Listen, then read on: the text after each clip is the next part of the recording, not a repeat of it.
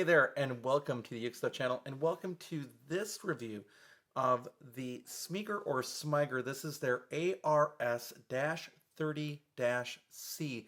It's their Laminate Ziricote High Gloss Concert Ukulele, and it is packed with features, and it is a pleasure to be able to review this one. It really is something to look at and to consider. So we'll get into that with this review. Now, in these reviews, what I do is first of all, I look at the subjective issues with the instrument.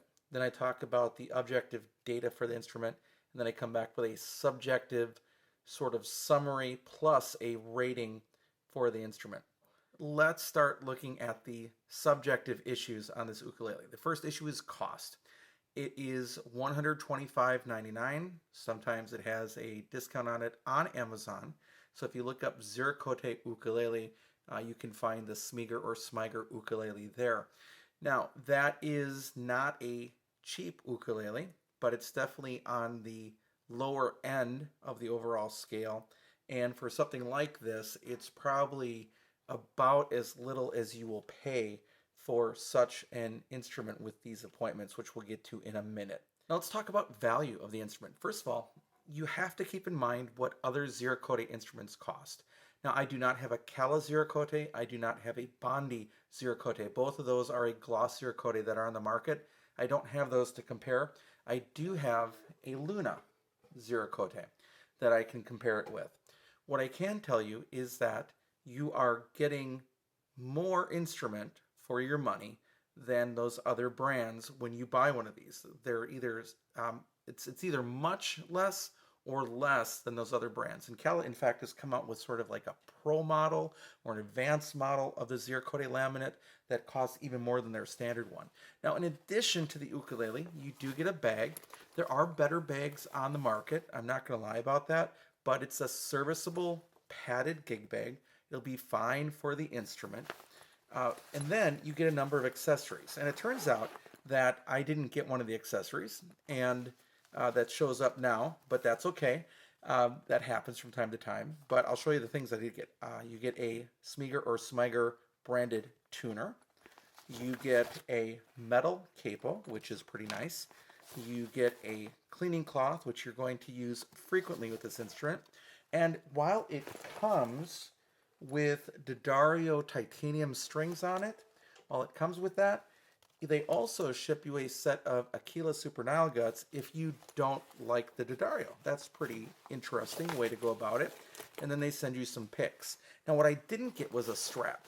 So in my review, I talk about, or my written UkeGuide review that you can find at ukeguide.info or my normal blog, ukestuff.info, and just look at the UkeGuide area. If you check that out, you'll see that I mentioned that a strap that really catered to the colors of this instrument would be a nice addition. I think the strap that's included is red and black, and I actually had to go back to my unboxing video to make sure that I didn't lose it. I was looking all over for the strap and I couldn't find it. Well, when I did the unboxing, it wasn't part of the unboxing. But even that strap, as being black and red, kind of matches, but they could really do something cool with a sort of like brown and tan and red strap that would really complement this instrument. So just something as a thought. But again, you get all that stuff. Even if the strap isn't in your package like it wasn't in mine, that's still an amazing value compared to what you get with the Luna or the Cala, which is nothing else. I don't even think you get a bag of any sort with either one of those.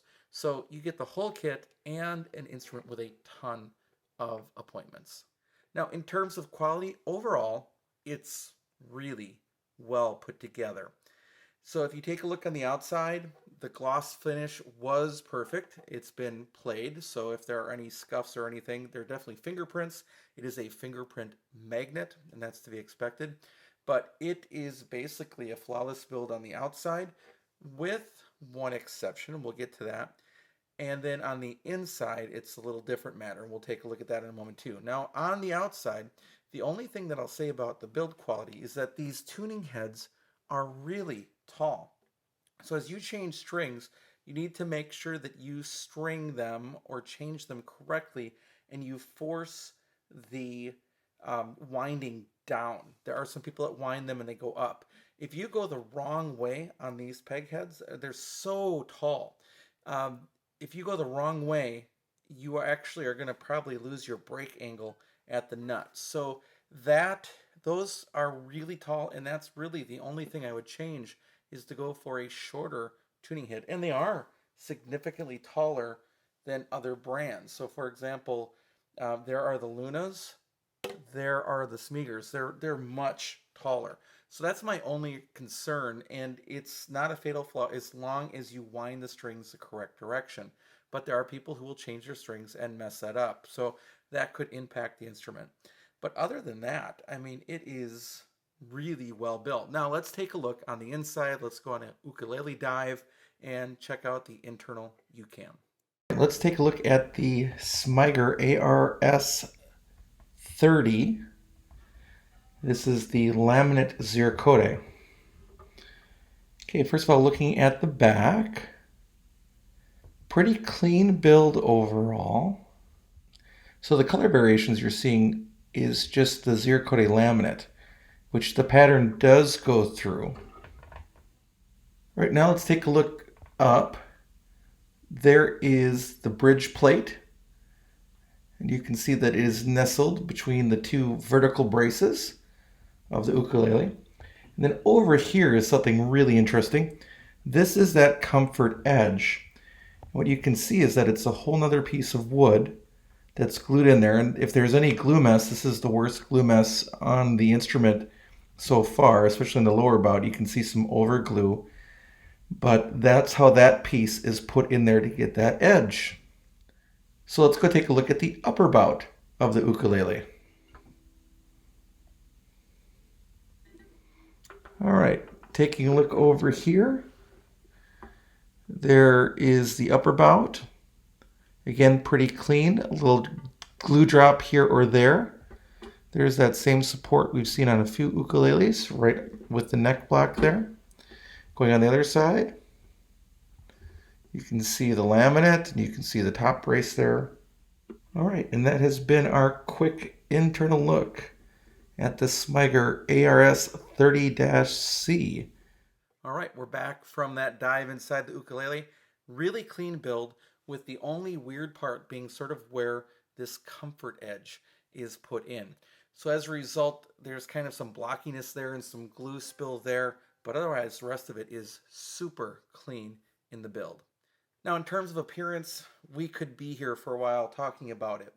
So let's just take a look across the board and just talk about the various parts of the instrument. First of all, it's that Ziricote wood, and they've done some really neat things. This book matching of the Ziricote on the headstock is a comparison with the Luna.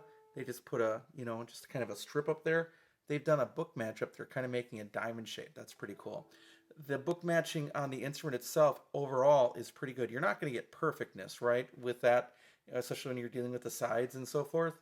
But you can see they've done a pretty good job of that. And then on the back, there's not as much sapwood as some others, but again, each one is going to be different. I certainly have no complaints there. But you can see the book matching there and on the front. It's absolutely gorgeous wood. Every time I've seen a Ziricote, I've been like, I really like how that looks, not necessarily how they sound. And we'll come to that later too. In addition to that, you get abalone on it. So you can see the abalone around the sound hole. You can see the abalone as sort of a, it's not really a binding, but a purfling of abalone. And then you get Paduk binding on the top and bottom, which is kind of crazy, and across the little bottom there. Then there is actual black purfling there. That's pretty crazy. And that is a part of the top and the bottom of that back stripe. You get this little diamond in the back that goes up into the neck. That's an amazing touch that you don't often see. So, I mean, what appointments?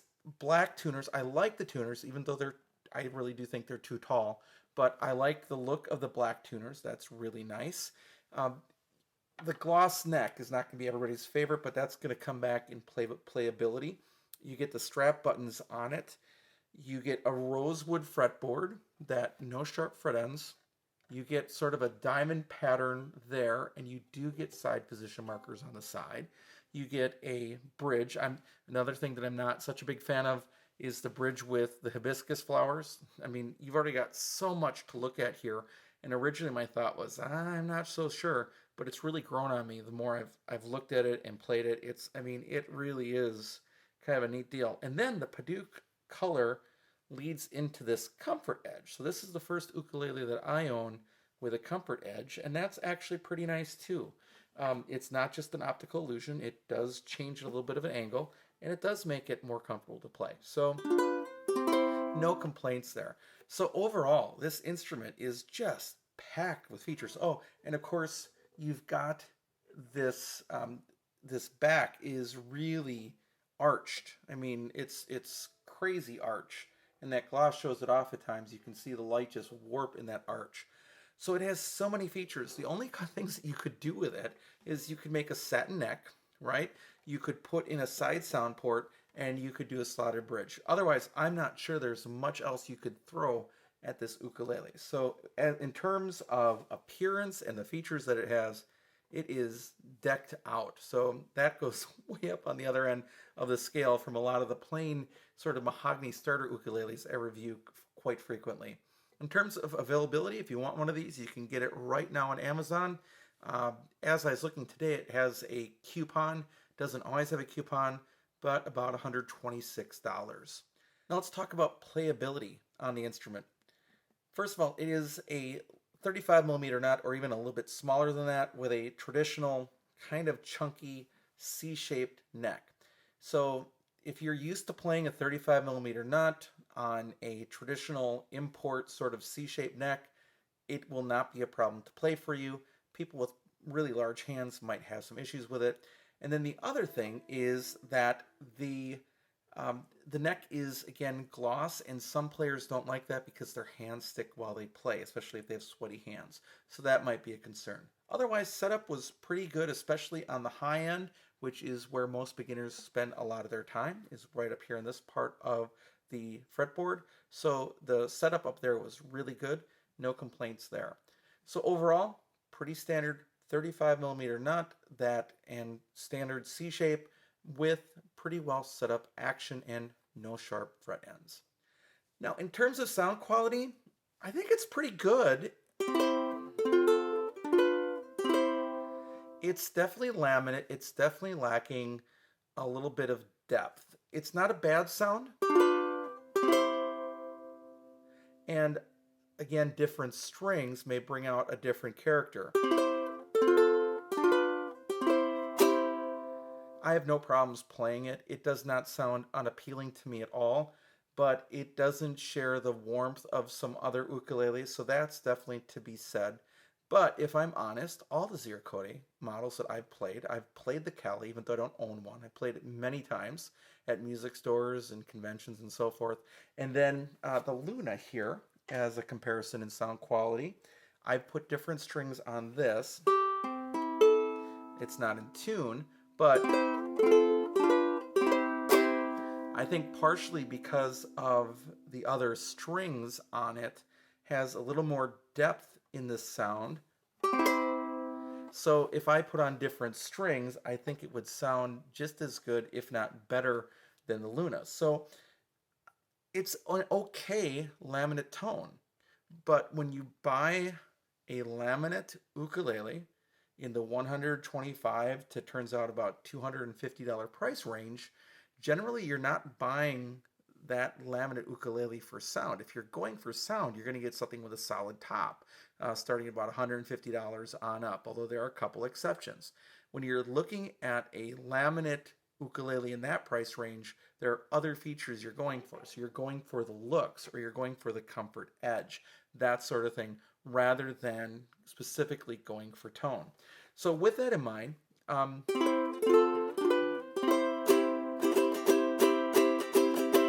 it's not overly loud. It's not terrible. It's also not out of this world tone quality. I don't want to lie to you about that, but it also wouldn't keep me from buying this instrument. And in fact, one of my questions is, down the road, what do I do with these instruments that I have for review? And this is one that at some point I won't sell or won't give away because I like it that much. So that tells you kind of, if you're willing to keep it, that tells you something about that instrument as well. So overall, it's got a brighter tone. It's lacking some depth and warmth. It could benefit from other strings. It's loud enough. It's got mid-range sustain. It leans towards bright sound. Now, one of the things I like to do is I like to use an app called Tonal Energy Tuner to let you see what I'm hearing on the sound spectrum. So I do is I play the C chord and I let you see what parts of the frequency light up when the instrument is originally strummed and what hangs on with the sustain. So let's do this. Here we go.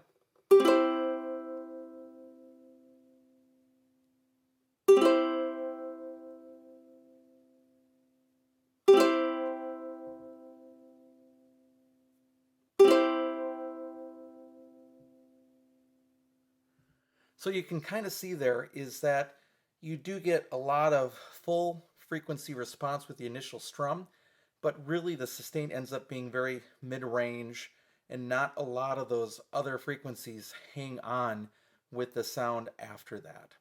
So that's our quick look at what this instrument looks like in terms of sort of a sound analysis from Tonal Energy Tuner.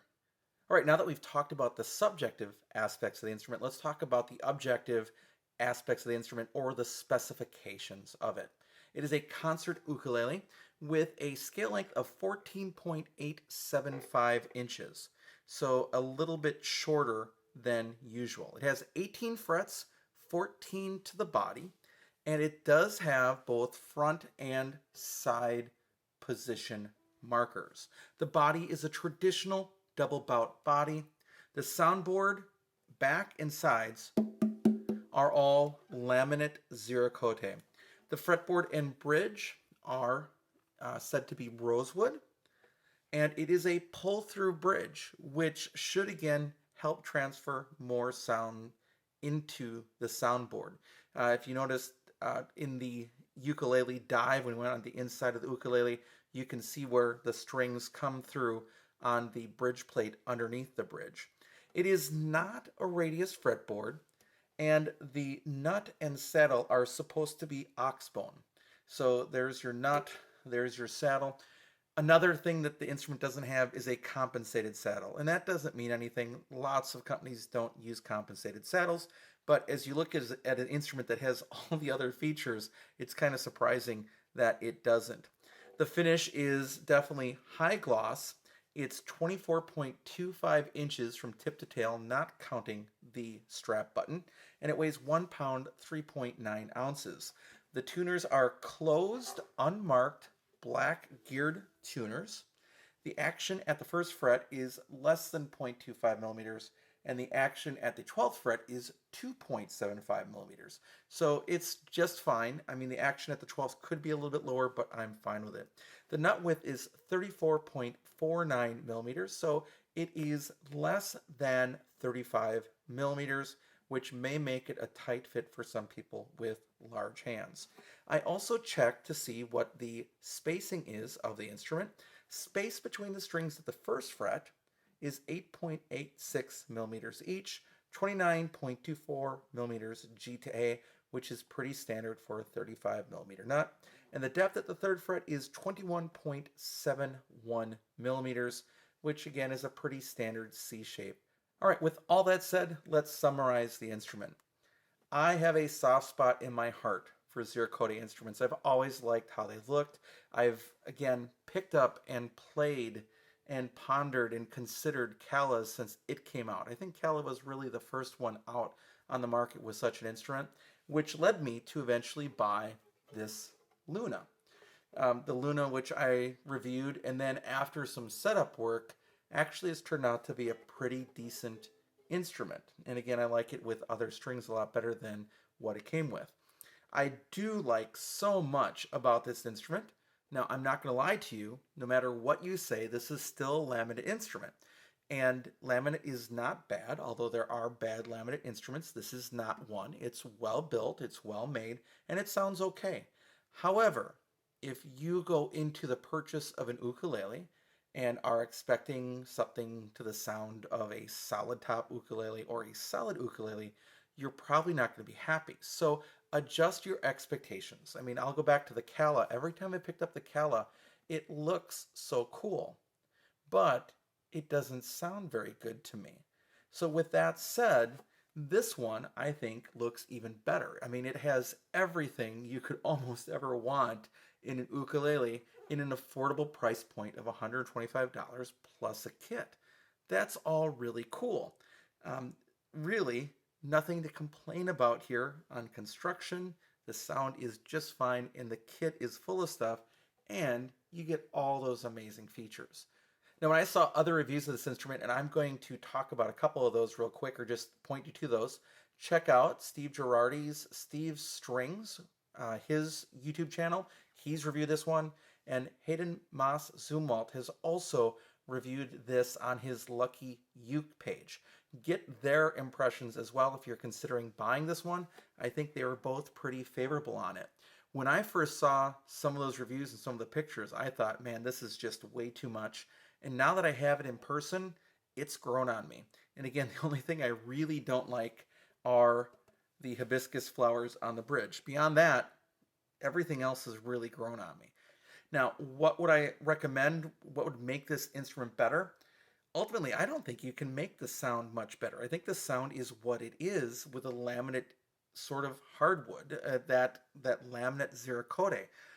What you could have is, number one, is a slightly better bag with kind of a fuzzy interior. That would be nice. It would help with the gloss and kind of cleaning the gloss as you store the instrument. And then the second thing would be, again, a matching strap. And now, again, they do or are supposed to include a strap. Mine didn't seem to have that strap when I did the unboxing. And maybe that's even changed since I did the unboxing.